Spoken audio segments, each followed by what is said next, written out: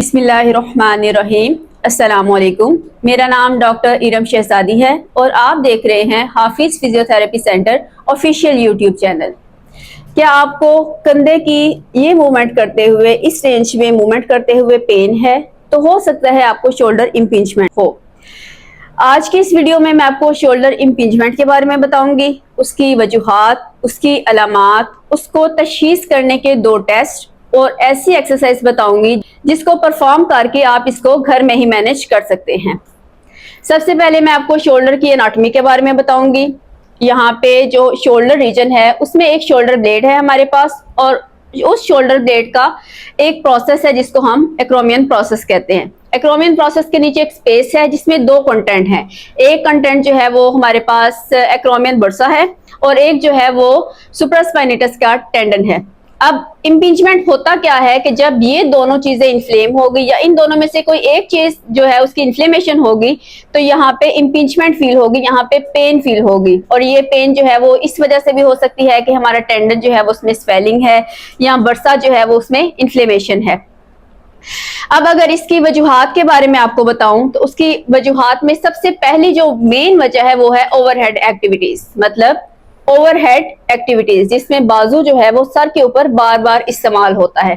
और ये कई एक्टिविटीज हैं जैसे स्विमिंग है, टेनिस है, और खवातीन जो है वो शेल्फ से भारी सामान जो है वो उठाती हैं, नीचे उतारती हैं, ये भी इसकी वजह बन सकती है। उसके बाद जो है वो कंधे के जो पट्टे हैं उनकी कमजोरी है, खास तौर पर जो रोटेटर कफ के मसल्स हैं उनकी कमजोरी की वजह से आ सकता है।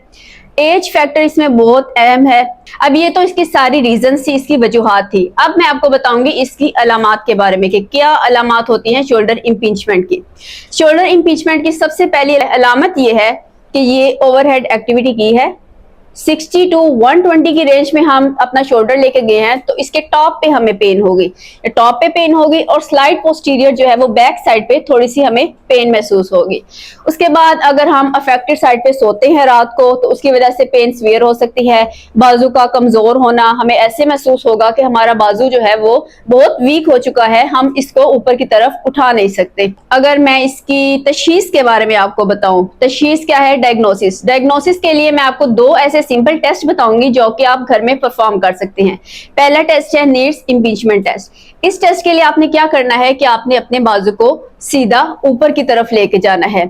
यहां तक आप अपना बाजू ले गए या एंड रेंज में जहां तक आपका बाजू जा सकता है। उसके बाद आपने दूसरे हाथ से स्लाइड ओवरहेड प्रेशर देना है। ओवर प्रेशर दे दिया, अगर आपको इस रीजन में पेन होगी तो मतलब कि आपका टेस्ट पॉजिटिव है। अब इसी टेस्ट की दोबारा से कंफर्मेशन के लिए कि आया हमें इम्पिंजमेंट है या नहीं है तो हम एक और टेस्ट करेंगे। उस टेस्ट के लिए आपने क्या करना है कि आपने शोल्डर को ऐसे फ्लेक्स करना है, एल्बो को 90 डिग्री फ्लेक्स करना है। ये भी 90 डिग्री है, ये भी 90 डिग्री है। अब दूसरे हाथ से आपने ऐसे ये दूसरा बाजू पर रख दिया, इस हाथ से इस तरफ थोड़ा डाउनवर्ड प्रेशर देंगे। अगर ये टेस्ट परफॉर्म करते हुए भी आपको यहाँ पे पेन हो, यहाँ पे दर्द हो तो मतलब आपको इम्पिंजमेंट है। अब इम्पिंजमेंट के लिए मैं आपको 4 ऐसी एक्सरसाइज बताऊंगी जो कि आप घर में करेंगे और इजीली जो है वो आपकी जो पेन है वो मैनेज हो सकती है। पहले आपने शोल्डर की जो तमाम मूवमेंट्स हैं उनको करना है, इससे आपका वार्म अप हो जाएगा, सर्कुलेशन इंप्रूव होगी। अब जो पहली एक्सरसाइज आप करेंगे, पहली एक्सरसाइज में आपने क्या करना है कि ये हमारी क्लेविकल बोन है। क्लेविकल बोन के ऊपर शोल्डर के साथ आपने दूसरे हाथ से, इस हाथ से डाउनवर्ड प्रेशर देना है। डाउनवर्ड प्रेशर आपने दे दिया, आपने बाजू को ऐसे रखना है कि जो थंब है उसकी डायरेक्शन जो है वो सीलिंग की तरफ हो। आपने ऐसे शोल्डर की मूवमेंट्स करनी है। ये मूवमेंट कर ली 10 रेपिटेशन, और ऐसे ही इस साइड, इस डायरेक्शन में आपने मूवमेंट करनी है। दूसरी एक्सरसाइज जो है वो आपने कोई वेट पकड़ के करनी है। वेट के लिए आप डंबल यूज कर सकते हैं, या अगर आपके पास डंबल नहीं है तो आप किसी बॉटल, जो छोटी बॉटल है उसमें पानी फिल कर सकते हैं।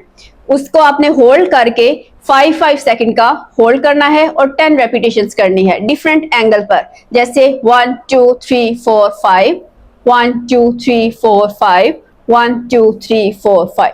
ये आपने इस डायरेक्शन में की, सेम आप इसी डायरेक्शन में करेंगे और वो भी मल्टीपल एंगल पे। 1 2 3 4 5, 1 2 3 4 5, 1 2 3 4 5। ये ऐसी एक्सरसाइज हैं जिसको परफॉर्म करने के लिए आपको किसी स्पेसिफिक जगह की जरूरत नहीं है और ना ही आपको किसी स्पेसिफिक इक्विपमेंट की जरूरत है, और आप इजीली जो है वो घर में परफॉर्म कर सकते हैं। उम्मीद है कि आपको जब ये एक्सरसाइज परफॉर्म करेंगे आपकी पेन मैनेज हो जाएगी।